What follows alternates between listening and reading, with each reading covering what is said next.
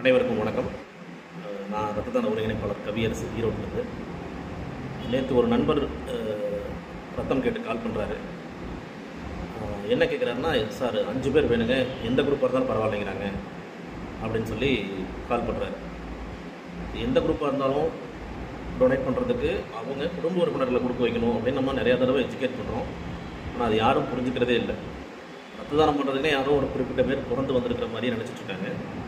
19 வயசுக்கு மேலே ஆரோக்கியமாக இருக்கிற அத்தனை பேருமே ரத்த தானம் கொடுக்கலாங்கிறத முதல்ல புரிஞ்சுக்கணும் எல்லா மக்களும்.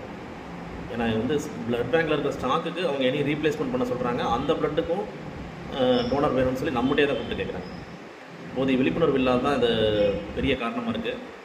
தயவு செஞ்சு நீங்கள் ரத்த தானம் கொடுக்க முன் வந்தாலே ரத்த வங்கி உங்களுக்கு உதவி செய்ய தயாராக இருக்கும்.